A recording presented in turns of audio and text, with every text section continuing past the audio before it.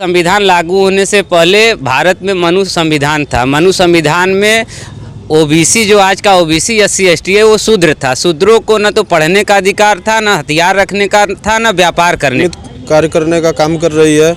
ये रोजगार के प्रति बिल्कुल ध्यान नहीं दे रही है। केवल हर गवर्नमेंट सेक्टर को प्राइवेटाइजेशन सेक्टर पर ले जा रही है। किसी चीज़ को उठा के देख लीजिए और दर पे दर महंगाई बढ़ती जा रही है। युवा बेरोजगार होता जा रहा है।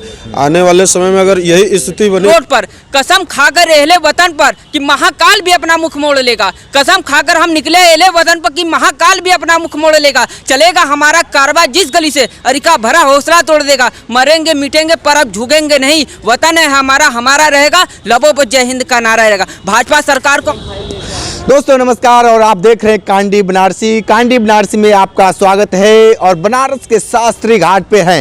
यहाँ पे तमाम लोग हैं। ओबीसी आरक्षण को लेकर ये लोग सरकार से ये अपील कर रहे हैं कि ये इनके साथ गलत किया जा रहा है, क्योंकि सामने नगर निकाय चुनाव है। इनसे जान लेते हैं कि क्या कुछ दिक्कतें आ रही हैं। जिस तरीके से योगी सरकार लगातार ये कह रही है कि हम ओबीसी समाज को छोड़ेंगे नहीं। तमाम लोग हैं और देखिए जिस तरीके से हाथों में इन लोगों के बैनर है, पोस्टर है।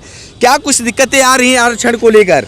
सर, नगर निकाय का जो चुनाव होने वाला था उसमें ओबीसी को 27% आरक्षण मिलना चाहिए था और योगी सरकार की धोखेबाजी की वजह से ये आरक्षण समाप्त हो गया और अब मनगढ़ंत बातों से योगी सरकार ओबीसी समाज को प्रभावित करना चाहती है। क्या कुछ दिक्कतें बढ़ रही हैं अगर इस जर्नल कर दिया जा रहा है? जिस तरीके से कोर्ट ने कहा था कि जो जितनी सीटें हैं ओबीसी उसको सामान्य करके चुनाव कराया जाए, तो उसमें दिक्कत क्या रहती है?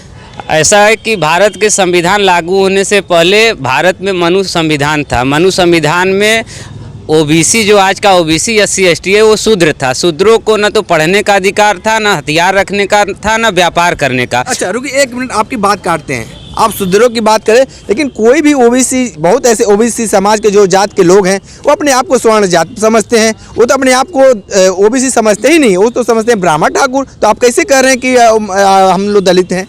उनको अपने इतिहास के बारे में पता नहीं है। जो ये कहता है उनसे कह दीजिए कि अपनी 2-3 पीढ़ी पीछे का इतिहास देख लें। कोई भी व्यक्ति पढ़ा लिखा नहीं मिलेगा, कोई व्यापारी नहीं मिलेगा, कोई भी व्यक्ति हथियार चलाने वाला नहीं मिलेगा।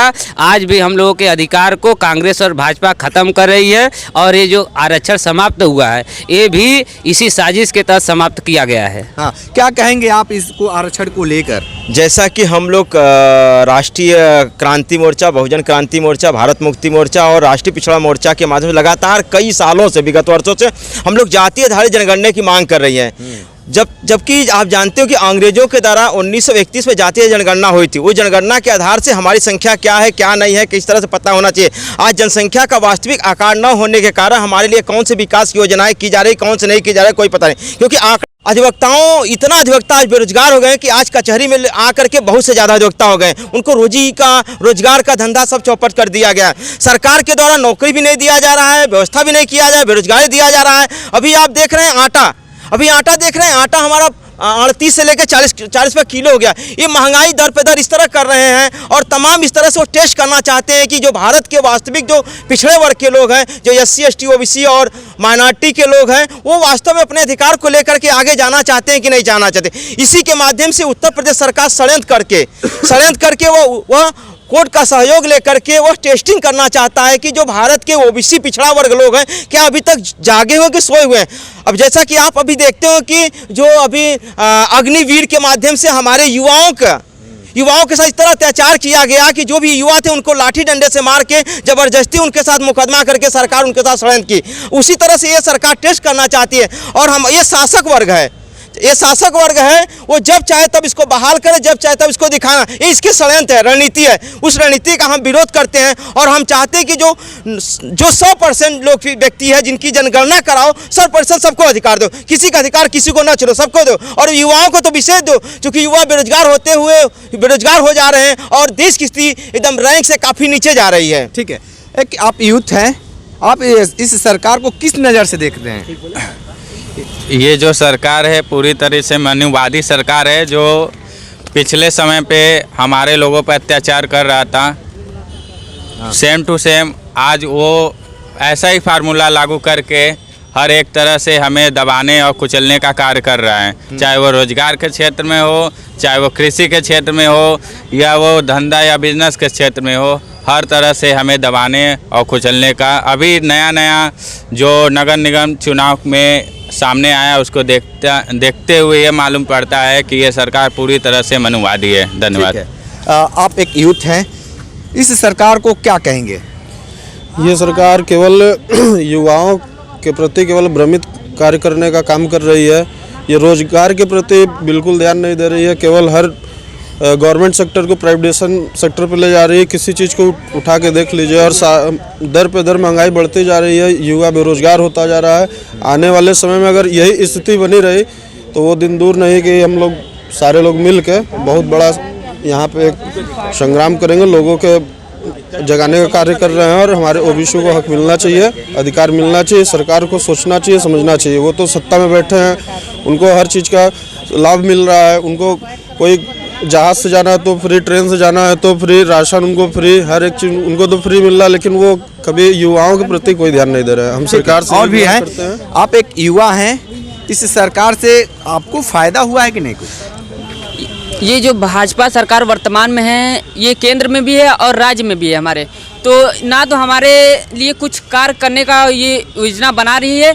ये एक तरह से अनेक प्रकार की योजनाएं बनाकर हम युवाओं पर पत्थर मारने का काम कर रही है। अगर ये भाजपा सरकार अब होश में नहीं आती है तो इसी पत्थर का जवाब हम लोग ईंट से देंगे। जिस प्रकार से भाजपा सरकार ने अभी निकाय चुनाव में 27% ओबीसी आरक्षण को उन लोगों ने दबा दिया, हम चाहेंगे कि इस ओबीसी आरक्षण को जो निकाय चुनाव में है अगर लागू नहीं किया जाता है तो ये हमारे साथ बहुत बड़ा धोखा होगा।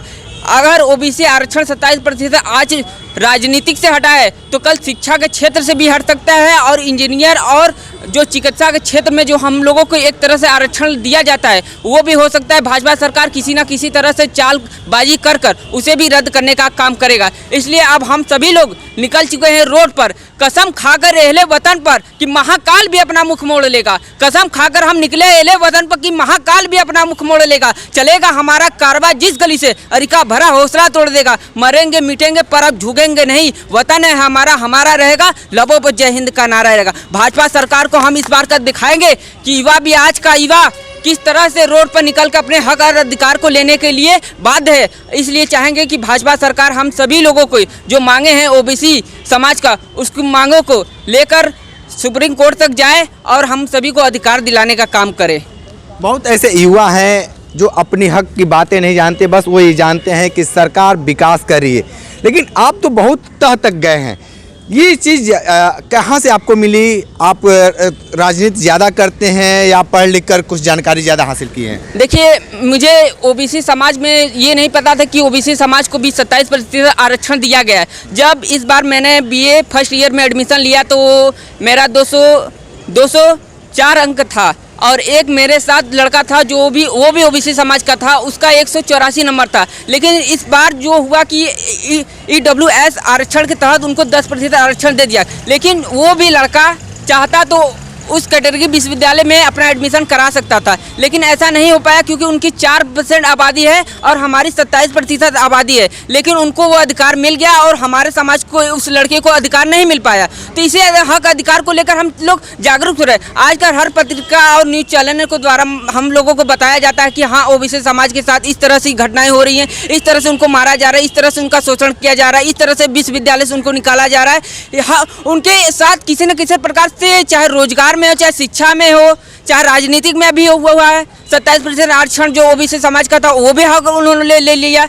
हम लोग किस तरह जाए? अगर हमारा ही रोजगार नहीं दे सकते थे, हमारे बच्चे राजनीतिक में जाना चाह रहे थे, जब उनको उस तरह से आरक्षण नहीं दिया जाएगा, उनका सीटें ही काट लिया जाएगा, तो वो लोग जाएंगे कहाँ जाएंगे? अपना हक और अधिकार, राजनीतिक एक ऐसा पद है जिसमें सभी लोग, सभी वर्ग अपना हक और हिस्सेदारी लेकर लड़ने के लिए काम करते हैं और वहाँ जाकर अपना लोकसभा और विधानसभा में अपनी बातों को रखते हैं और जनता तक अपनी कला जो काम रहता है वो दिखाते हैं। बहुत है, बहुत बहुत धन्यवाद। तो ये तमाम ओबीसी के लोग थे और आरक्षण को लेकर इनके अंदर बहुत बौखलाहट है।